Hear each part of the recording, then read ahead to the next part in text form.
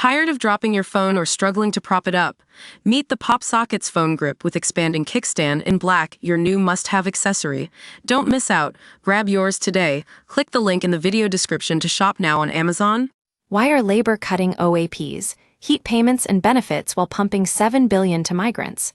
Starmer, mugging you off. What does it mean to be British? I'd suggest one thing matters more than anything else: our strong sense of fair play. While we Brits have always been welcoming of others, we also expect people to play by the rules, contribute to the collective pot, and treat the rest of us with the same sense of fairness that we treat them. But this is no longer being upheld in modern Britain, far from it. Instead, when millions of hardworking, tax-paying, law-abiding Brits look at what is happening to their country, they feel something very different. They feel they are being taken for a ride.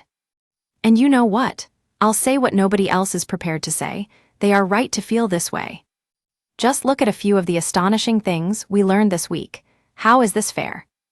While the Labour government has just announced it is slashing welfare benefits for millions, having already axed the winter fuel payment for British pensioners, and imposed hefty tax hikes on our farmers, those same politicians are willingly throwing billions of pounds of taxpayers' money at the rapidly rising number of illegal migrants, asylum seekers, and foreign nationals in this country, including some who have no interests in working legitimately or abiding by our laws.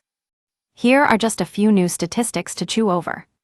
Households in Britain that contain at least one foreign national who is claiming benefits received more than £7.5 billion in universal credit in just 1 year alone.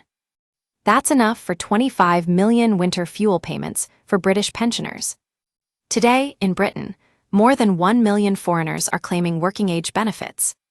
Remarkably, some 40 nationalities in Britain, though especially people from Congo, Iraq, Afghanistan, Algeria, Eritrea, and Syria, are claiming benefits at a greater rate than British citizens, sometimes 4 times the rate.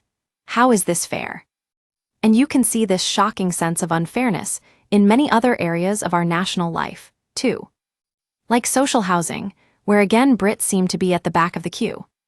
This injustice is now so entrenched that, in some areas of Britain, as I recently pointed out, more than 65% of social housing has gone to people who were not born in the country, often in areas where hard-working British professionals and youngsters would chop their right arm off to live.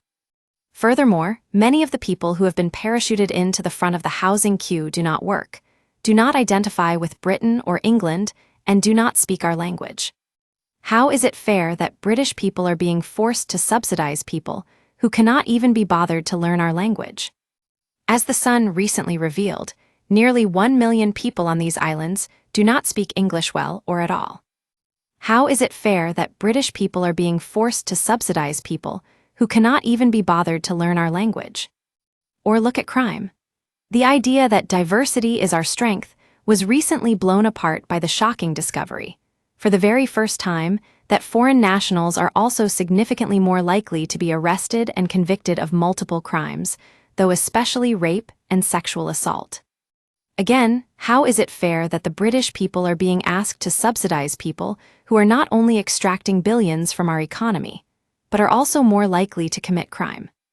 And how is it fair, I ask, that we just hammered British pensioners by taking away their winter fuel payment to save £1.5 billion a year, while our hapless politicians, by refusing to fix our borders, are wasting at least £5.4 billion a year, or £14.7 million every day, on illegal migrants and asylum seekers, including many whose first act in the UK is to break our laws. Between welfare payments for foreign nationals and the spiraling bill for our border crisis, taxpayers are currently paying somewhere in the region of £13 billion a year, or $250 million every week, for this ongoing, never-ending insanity. And you know what? These are not just statistics. What they reflect are political decisions that are being taken by the people we elect to work on our behalf. The British people want politicians to uphold the sense of fair play that has long defined this country. But as all these numbers show, our out-of-touch political class has instead decided to make life as easy as possible for foreign nationals, including those who break our laws and make no contribution, while making life as hard as possible for our elderly, poor, and disabled. Instead of being treated fairly, many people out there feel they are no longer being prioritized in their own country. Instead of being treated with respect, they feel, understandably, they are now being mugged off by a political class that is more interested in helping migrants than their own people.